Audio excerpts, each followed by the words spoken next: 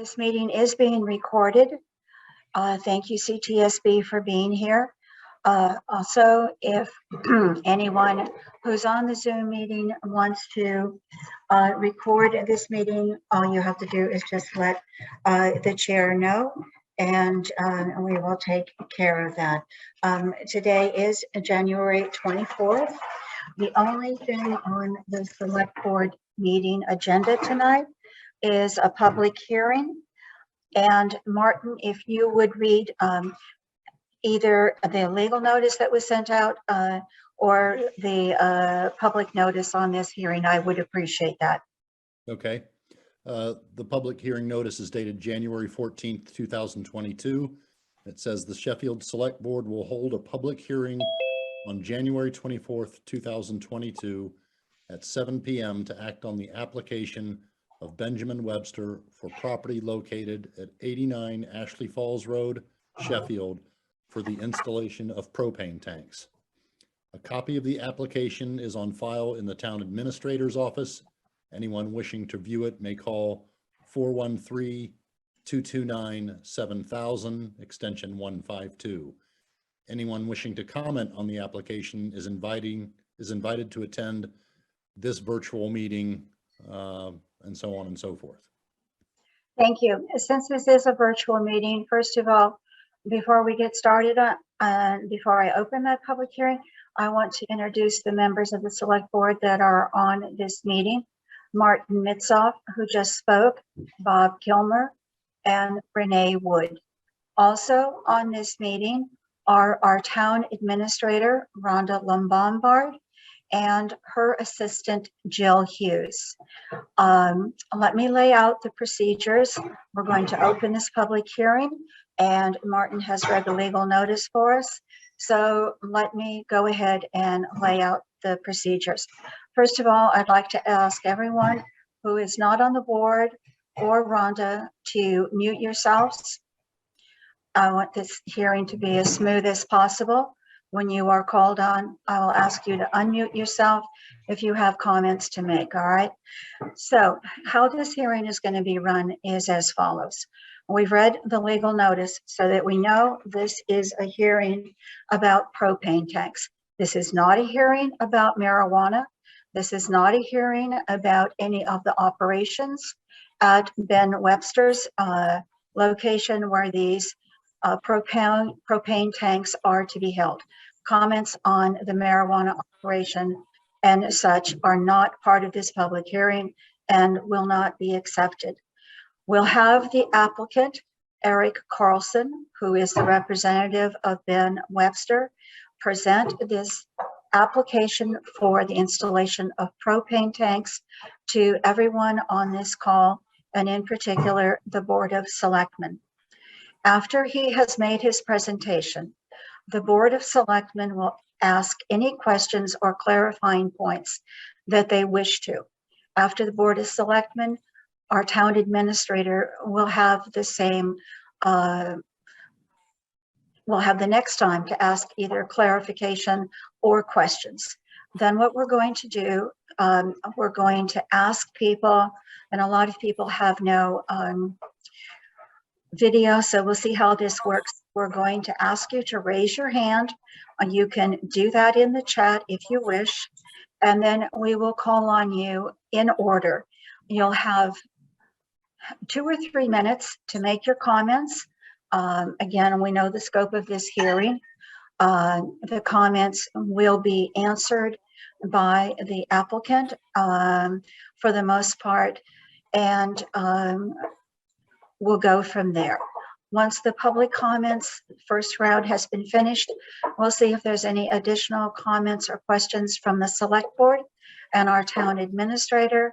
And then we'll see if there's anyone who wants to make another comment that hasn't previously been said or discussed. And then when all of that is done, we will close the public hearing, and the Board of Selectmen will then move into a discussion amongst themselves, which will of course be televised, that will then lead to a decision to either approve or disapprove or ask for further information on this application.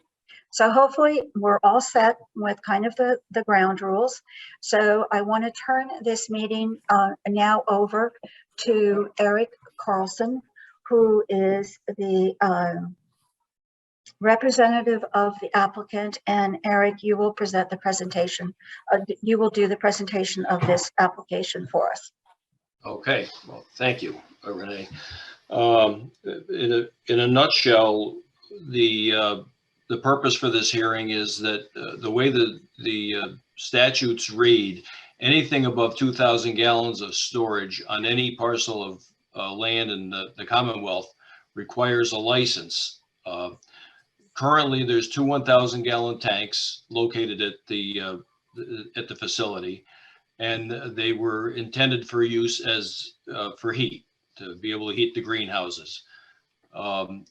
Recently this fall, they realized that a standby generator is going to be required for this in the event of a power failure.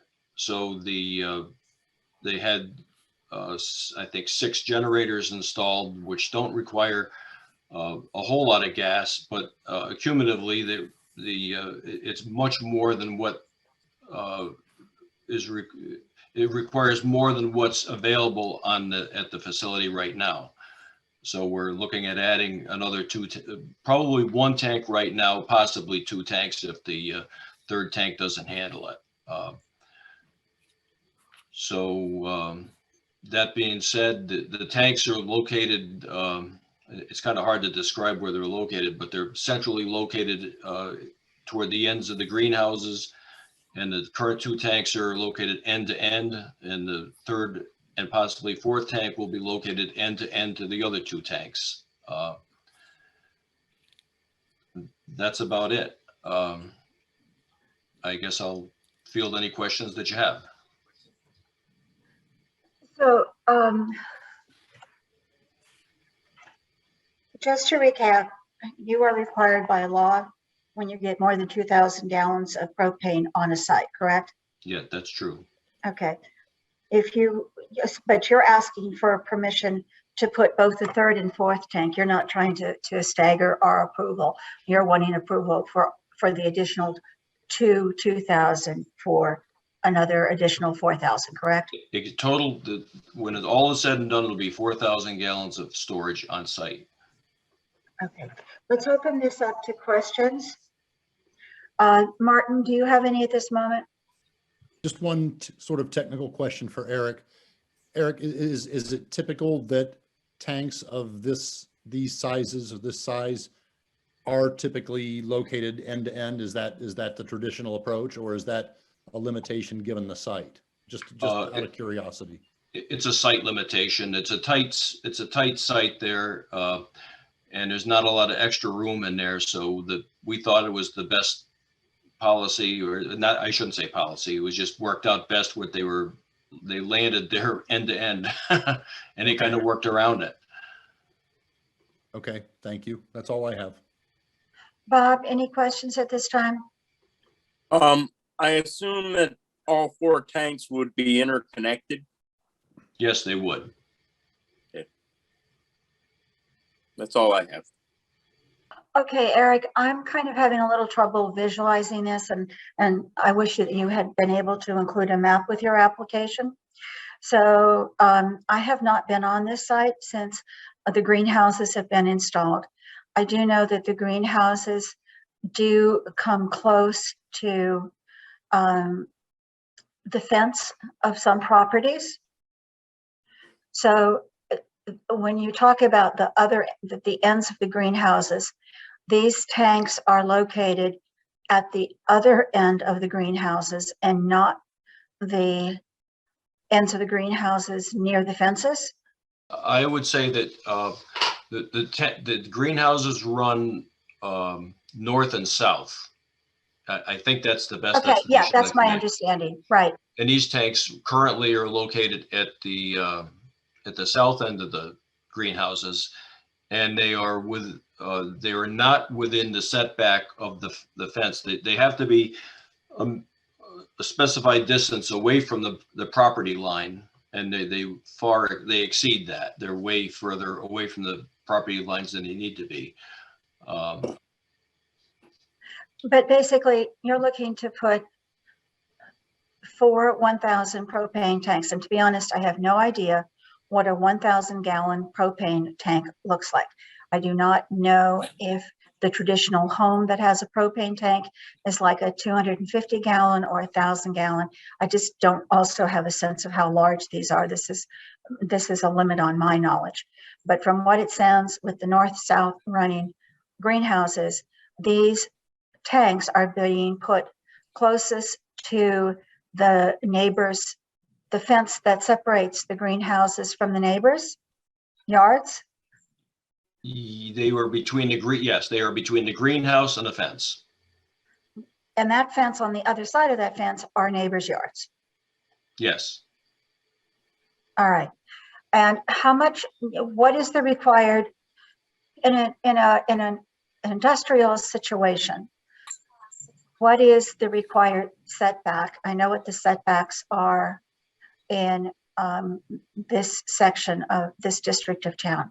How far away are these tanks from the fence? More than 25 feet.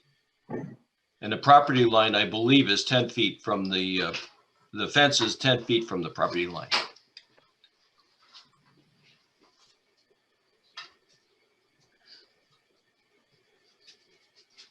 Would you feel comfortable, Eric, if you had these next to a fence that was next to your property line? I would, given my experience in the trade, I think it's a pretty safe situation. We're not looking to cause anyone any anxiety that this is some kind of a ticking time bomb in their backyard. It's a pretty common installation. The fire department has been on site to visit this with us. We asked for their opinion, and we received the endorsement from the fire department saying that they had no consideration at all. I did see that Charlie Berger, who does Chief Berger from Great Barrington, who does our inspections, approved that. Okay. Now, you said that this is an extremely tight space. There is no other space on the other side of these greenhouses, the north side, or another location to put these tanks? Well, at the north end, the tanks would be, there is not enough space because the tanks have to be so many feet away from the property line, and we wouldn't meet that criteria. On the east side, that area is currently used for some activity that they're using. That it's a used space, so just the logical place to locate these would be close to the other tanks because they have to be interconnected. You don't want to have a lot of, and again, for more safety than anything else, you don't want to have a lot of exposed piping or underground piping that connects tanks together. Okay.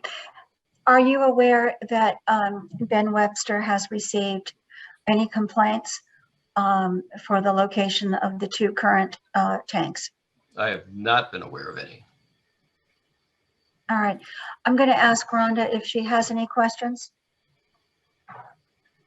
I do not have any questions. Thank you, Renee. Okay. I want to go back one more time.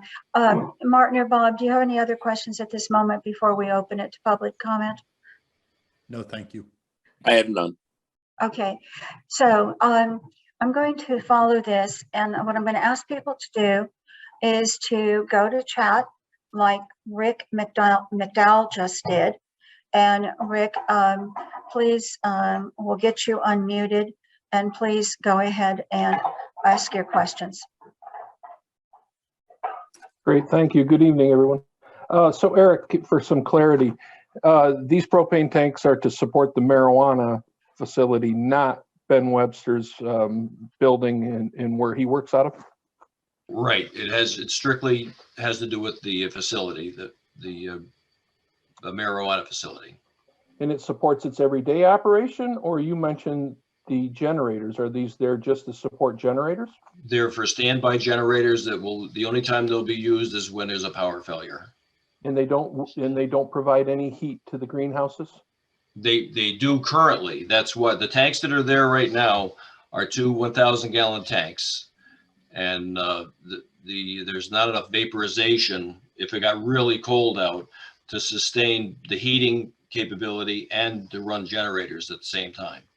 Will there be an addition of generators on site? I think they're already there. Okay, I mean, again, the noise of a generator, particularly, what do you know the KVW, the size generators that you're going to support? I think that they're 12 kilowatt generators, which are typically pretty quiet. And again, the only time that they would run is in the event of a power failure. Rather than stringing these tanks together, why wouldn't you just go for one bigger tank? If you have Well, if you're landlocked or if you're having that issue. This is the typical way you would handle it. I shouldn't say, I'm not aware of the availability of a 4,000 gallon propane tank. And I think that I've never seen one, I'll be honest with you. I think this next size up would be a 10,000 gallon tank. Understood. Are these buriable? Can they be buried? They can. Okay, and that would mitigate some, well, anxiety, as was earlier mentioned. If they were put in the ground, that makes them safer, doesn't it? I don't think there's a safety issue with these. And again, I don't want to, being in the industry, I look at it from a totally different perspective than the average person would look at it. There's a lot of homes that have 1,000 gallon tanks close to their house. The fact that there's multiple propane tanks, I don't see where that really adds any additional potential problem. Well, I guess my concern is many houses have a couple of tanks strung together, but they're not 1,000 gallon tanks. I mean, this is industrial capacity. Well, it's a commercial site, so yeah. Agreed. That it's a lot of fuel. Actually, in town, who would be comparable? Maybe Sheffield Plastics, and obviously, Plastics. We've got several residences that have four tanks manifolded together in Great Barrington and Egremont, and it's not uncommon. Actually, there's a lot of homes that have at least 2 1,000 gallon tanks twinned together.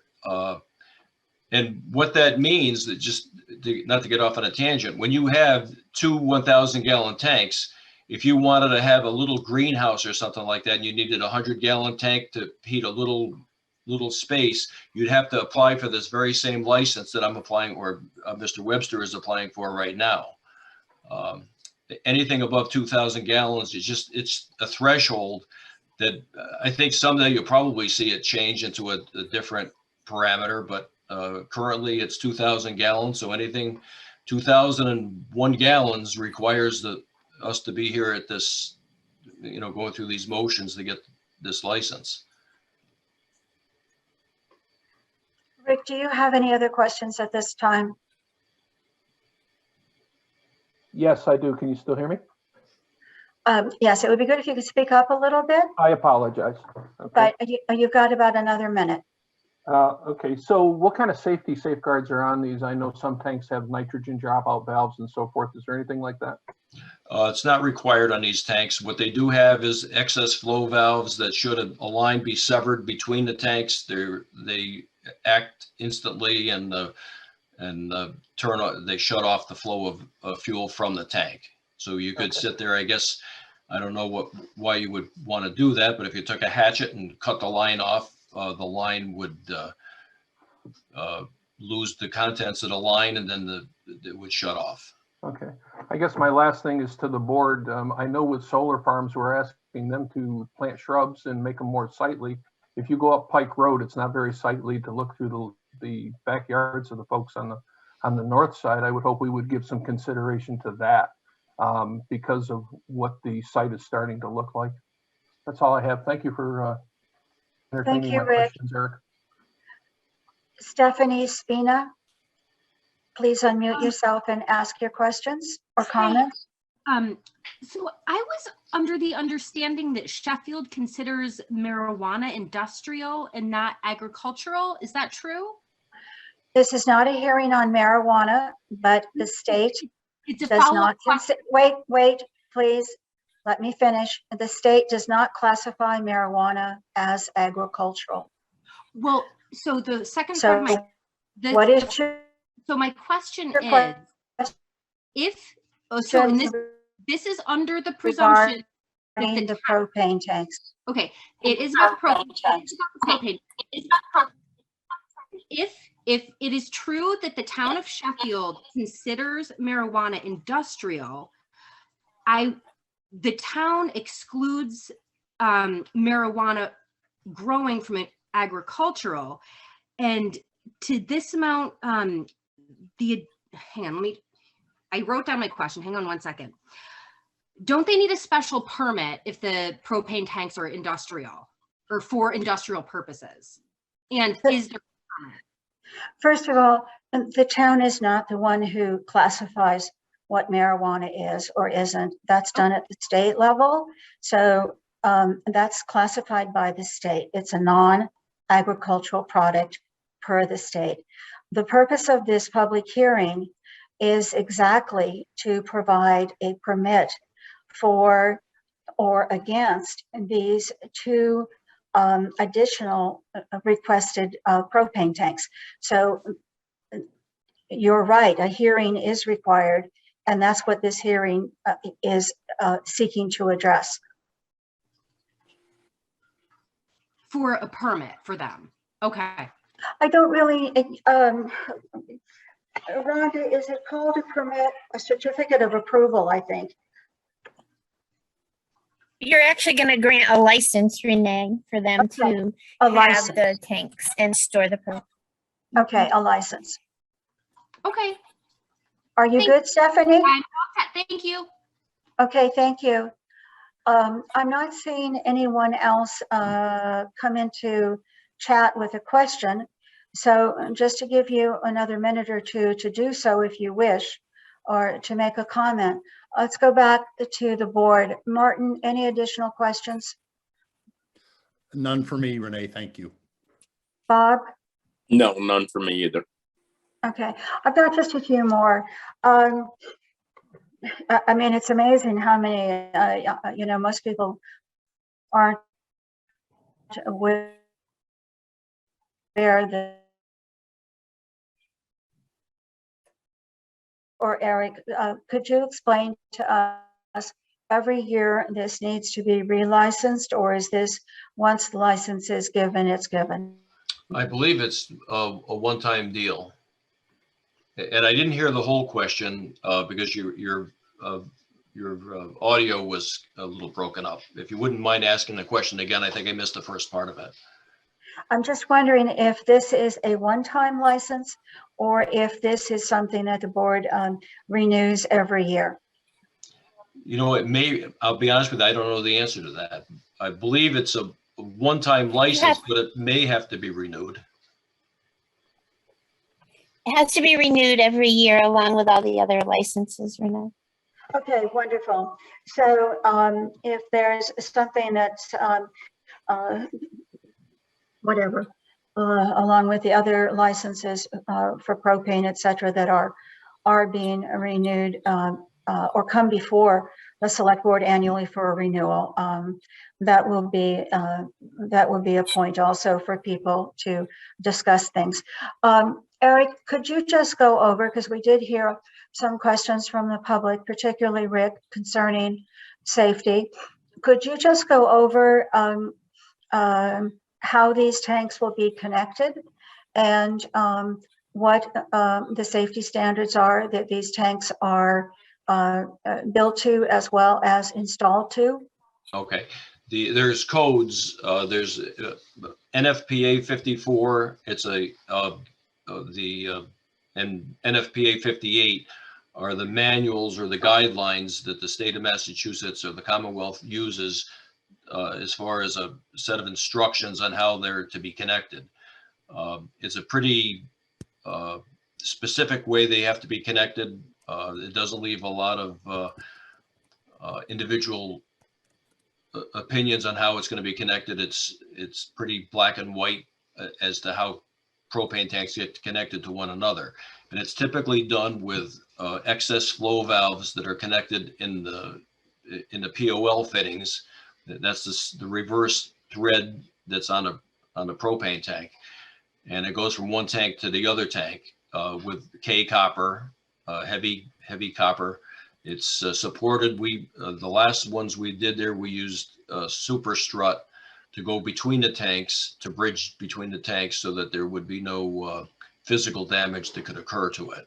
The copper was actually laid inside the channel. It's protected. So and it's, of course, it gets inspected.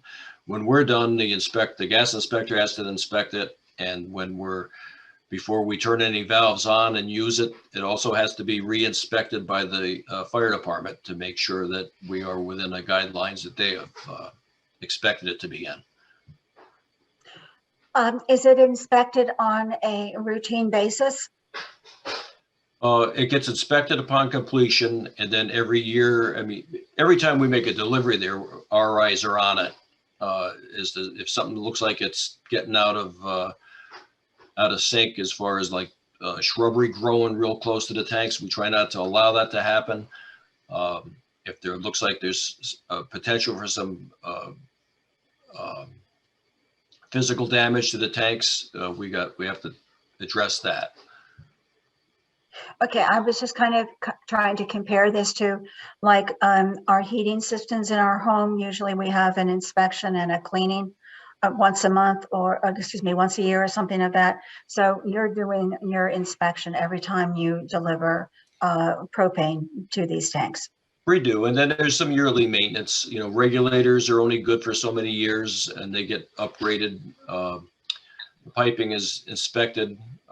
There isn't a calendar date on it where we do it every, for instance, August 15th to go out and inspect it. But it's pretty much out in the open where you can see every time a delivery is made. The delivery guys are instructed to keep their eyes open and look for potential problems. Okay, one other thing, you made a comment that and most propane tanks that I see as I drive around town are really quite clear of any trees or any shrubs, or sometimes they're painted to take on animal shapes, but they're pretty much there. What is the situation with planting shrubs or trees around these things? I don't think it would be a problem. You wouldn't want the foliage to come in contact with the tank. You can. I mean, a lot of people do that, but I would propose in this situation, because it's not quite a residential installation, that it be kept clear so we can so it's totally visible, the tank. So if there is any kind of problems that looks like it's growing there that we need to deal with, we can see it, and it's not shrouded with shrubbery. All right. From a physical aesthetic point of view, I mean, these are propane tanks. They're big. And this is going to sit, I think you said 25 feet from the fence? It's more than that. I don't know. Or was the it exact 35? dimension. Maybe it was 35. Yeah. Is this below the height of the fence? Oh, yeah. The tank is 40 inches in diameter. And, Okay. and they're on 4-inch or 2 sets of 4-inch blocks. So they're 8 inches off the ground and 40 inches in diameter. So that's the overall height is, 48 inches. It's about 4 feet Okay. tall. And so unless there's holes in the fence, the fence is going to block the view of this unless somebody is really interested in seeing it. Right. Now, a fence could be constructed around it, or a hedge. I don't think that's out of the question. I wouldn't suggest putting the hedge right against the tank. You Okay. want to be able to walk between there. Okay. Bob? Aren't these tanks inside the green fence They are. inside the growing area? They are. So That's, you go ahead, Bob, can't I'm sorry. visually see them anyway. Yeah. I've never really paid any attention to it from the outside looking in. I think you'd have to work at it to sort of see them, but I'm not a neighbor, so maybe the neighbors are a bit more sensitive than I would be. Bob is asking exactly what I was interested in. It almost sounded to me like these tanks were going to be in an area where there was no screening of any sort, such as a fence. But it sounds to me, and I'm relying on your memory on this, Eric, that these tanks are inside a fence. Yes, they are. Okay, so let's go. Martin, do you have any more questions? I have no more questions. Thank you. Bob, No more. Rhonda, I have no questions, Renee. okay, Stephanie is saying that we can see them from our yard. Okay, Stephanie, I don't know if you want to come back online and just tell us how you can see them from your yard.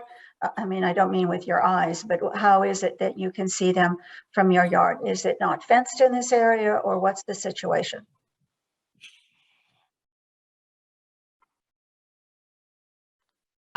Yes, just if you walk into the backyard, you can see them through the green fence that they constructed. Okay, thank you. All right. So, board members, I think there's been, okay, I don't know who KLM 11 is, but they would like to ask a question. And direct your question to Eric, if you would, or to the board. Yes, Renee, so this is Rick McDowell again. May I speak again or no? Yes, I just said yes. Okay, thank you. So I think one of the other issues is you can see it from a distance, you can see it from a road. I understand that the tanks will be below the fence if they're within 25 feet, if that's what Eric said they were. But again, when you drive by, the fence that's there isn't really greatly sufficient from a distance, because you can see the greenhouses, and at nighttime it's quite a glow across the street with at least the one greenhouse that is just always it's sunlight over there, and that's a condition. In reference to Stephanie, who lives across the street from me, she's to the north of it, and second floor of her house looks right over the whole facility. And actually, unfortunately, they had to incur the cost of putting up the initial fence so that they had some privacy between them and Webster's. I don't think Webster's offered to do anything for them when this began. Okay, thank you. Rhonda, did you want to say something? No. Okay, all right. So I think at this point, unless there's some additional comments from Eric, or there's some additional questions from the board members, that I'm just going to wait a few seconds. Eric, board members, we're good? I think we're good. Thank you for hearing me. Okay. And Eric, you've been in business here in Sheffield for how many decades? I'm trying to add it up in my head. 40 years. At least 40 years. Okay, all right. Good. So I'm going to close this hearing, and I need a motion to close this public hearing. So moved. Second. All right, let's do a roll call vote to close the public hearing on the application of Benjamin Webster for the installation of propane tanks. Roll call vote. Martin Mitzoff, Aye. Bob Kilmer, Aye. Renee Wood, aye. All right, now I want us to deliberate as to what we want to do. This application is for the installation of the 2 additional 1,000 gallon propane containers. We have been told where they will go. We have been told we would, if we approve this, issue a license, which would need to be reviewed or at least renewed annually, which can include a review. What would the board, let's open this for discussion. Martin, do you have anything you'd like to share with the board?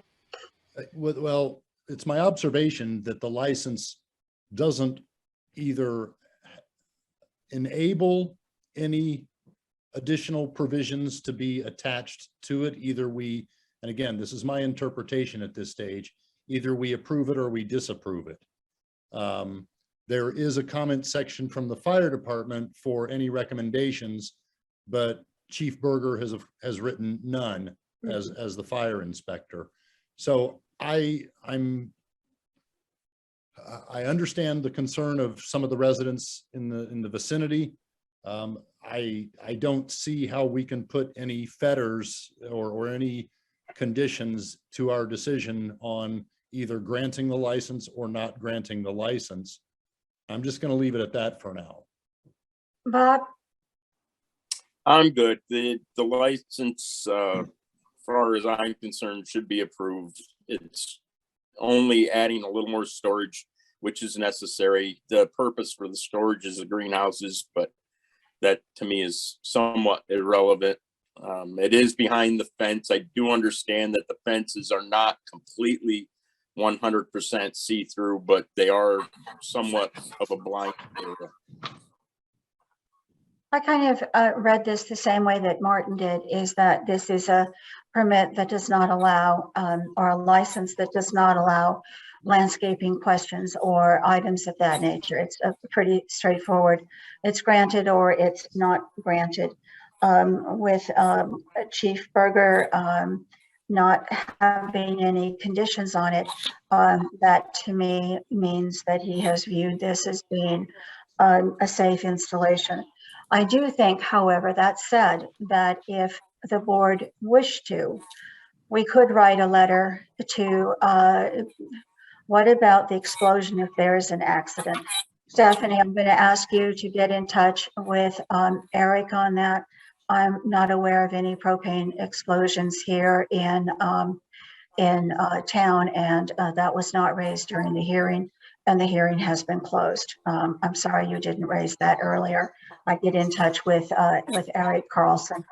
But what the board could do is be aware of these comments from the public and send both Ben Webster, as the owner of the property, a letter highlighting some of the neighbors' requests, and just bring this to his attention. And I'm not quite sure what the word would be. Just bring this to attention so that he can take further action if he wishes. I think that's probably the best we can do. The two would be totally separate, but at least we would be making the owner of the property aware of what has come through during this public hearing and what's been mentioned.